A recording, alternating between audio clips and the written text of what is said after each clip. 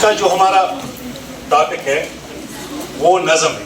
ٹھیک, یوں تو ہر کلامی موضوع کو نظم کہتے ہیں. ٹھیک, موضوع کلام, جب ہم موضوع کلام کی بات کرتے ہیں تو موضوع کلام سے مراد ہے وہ کلام جو شاعری کی صورت میں ہمیں پڑھنے کو ملتا ہے. آئی بات سمجھ میں؟ لیکن نظم الگ ایک صنف ہے. جس طرح غزل الگ صنف ہے, قصیدہ الگ صنف ہے, نعت الگ صنف ہے, مرثیہ الگ صنف ہے, مثنوی الگ صنف ہے, اسی طرح نظم خود ایک الگ صنف ہے. ٹھیک, اور جو نظم ہے یہ مغرب کی دین ہے.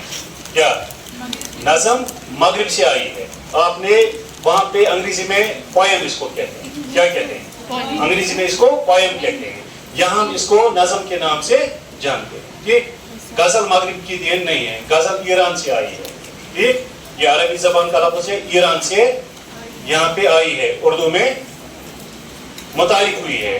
لیکن جو نظم ہے, نظم کہاں سے آئی ہے؟ نظم مغرب کی دین ہے. ٹھیک, نظم کے لغوی معنی پہلے ہم دیکھیں گے کہ نظم کے لغوی معنی کیا ہے. نظم کے لغوی معنی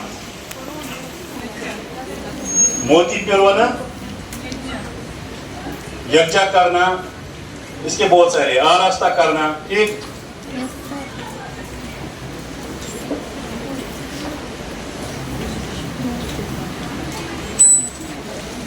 موتی پیرونا. ٹھیک, موتی پیرونا, آراستہ کرنا, یکجا کرنا, موتی پیرونا. موتی پیرونا جس طرح ہم مالا بناتے ہیں, موتیوں کی مالا بناتے ہیں, ایک ایک دانہ اس میں ڈالتے ہیں. ٹھیک, پھر جب وہ دھاگا بھر جاتا ہے تو مالا کمپلیٹ ہو جاتی ہے.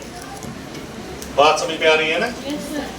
یعنی اس طرح ہم نے موتیوں کی مالا مکمل کی. اسی طرح نظم میں موضوع ہوتا ہے, کسی موضوع پہ بات کی جاتی ہے, شاعر کسی موضوع کو لے کر بات کرتا ہے اور تب تک وہ اشعار لکھتا رہتا ہے جب تک نہ اس کو لگے کہ میں نے اپنے موضوع کے ساتھ پورا انصاف کیا, یا جو کچھ مجھے موضوع کے حوالے سے کہنا تھا میں وہ کہہ پایا ہوں.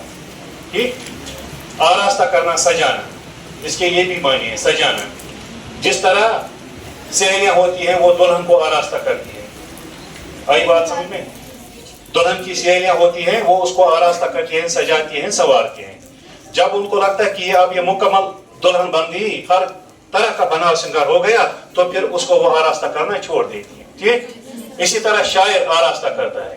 شاعر بھی اپنی نظم کو آراستہ کرتا ہے, ہر زاویے سے, ہر لحاظ سے دیکھتا ہے کہ کیا یہ نظم مکمل ہو گئی ہے, یا ترتیب دینا.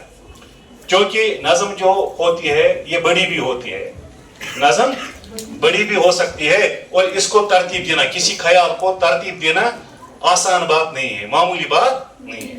ٹھیک, کسی خیال کو ترتیب دینا قاری درد والا مسئلہ ہوتا ہے, قاری درد والا مسئلہ. اسی لیے ان کے دو تین نام ہیں. نظم کے لغوی معنی کیا ہے؟ موتی پیرونا اور یکجا کرنا. ٹھیک, اب ادبی اصطلاح میں نظم سے مراد وہ شعری صنف ہے جس میں کسی موضوع پر, ادبی اصطلاح میں, اصطلاحی معنی, اصطلاحی معنوں میں, اصطلاحی معنوں میں نظم سے مراد وہ صنف ہے جس میں کوئی موضوع یا خیال تسلسل کے ساتھ بیان کیا گیا, تسلسل کے ساتھ بیان کیا گیا. ٹھیک ہے,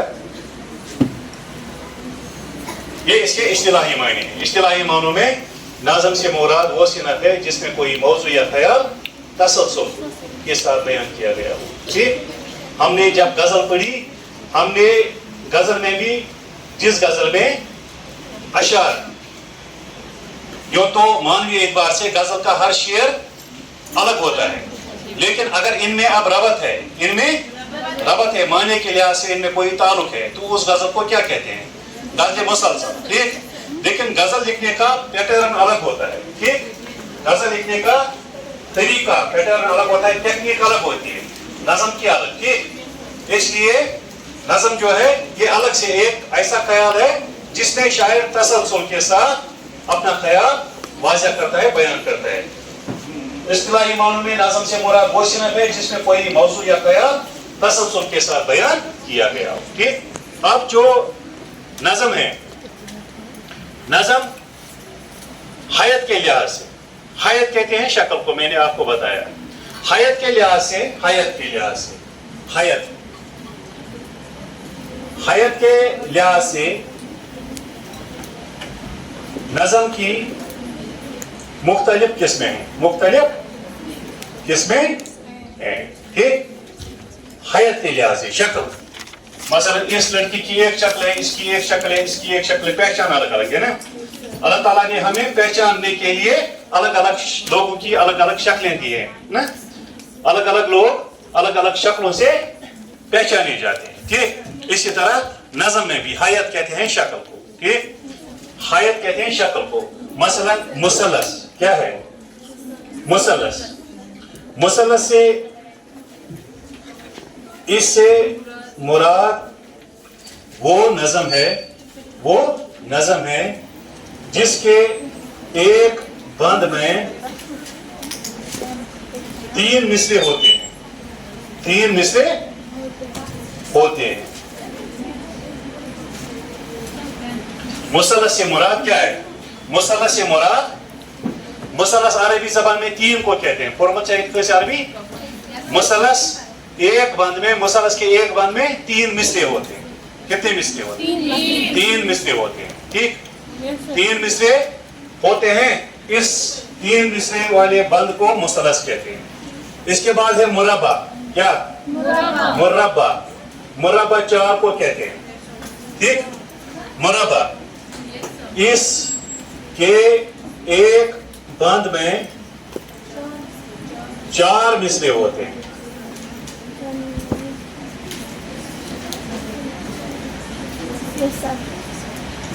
इसके एक बंद में 4 मिसरे होते हैं, इसको मुरब्बा कहते हैं। ये भी अरबी जबान का ही लफ्ज़ है। ठीक, इसके बाद है मुखम्मस, मुखम्मस खमसा, हम हवासी खमसा कहते हैं, 5 अनासर।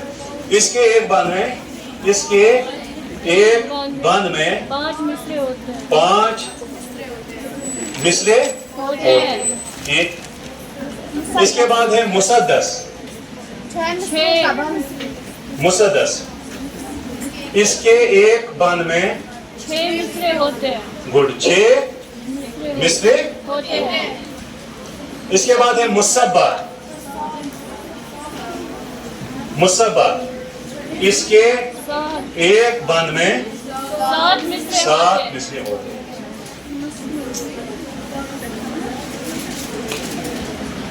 इसी तरह मुशम्मन है। ठीक, 8 है ना। ये मैंने आपको बताया, इनको hayat कहते हैं। ठीक, इनको क्या कहते हैं? hayat, इनको hayat कहते हैं। मसलन इसमें ये मसलस में इसके एक बंद में 3 मिसरे होते हैं।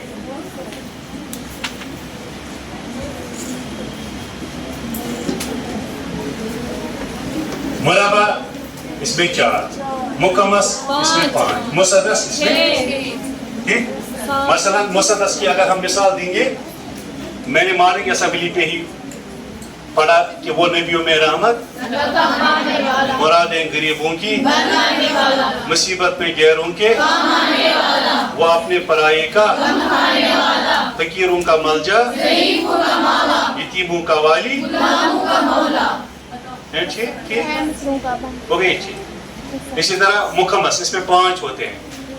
इकबाल की एक मशहूर नज़म है, रूहे अर्जी आदम का इस्तिकबाल करती है, खोलांग ज़मीं देख, फलक देख, फजा देख। उसमें वो कहते हैं कि है तेरे तसर्रुफ में ये बादल, ये घटाए, ये गुंबदे अफलाक, ये खामोश फजाए, ये कोह, ये सहरा, ये समंदर, ये हवाएं, थी पेश नजर कल तो फरिश्तों की अदाएं, आई नए अय्याम में आज अपनी अदा देख। हो गए 5। ठीक, इसी तरह मुरब्बा है ना, इसमें 4 मिसरे होते हैं। इसी तरह मुसलस, इसमें 3 मिसरे होते हैं। भूल मत जाएंगी आप।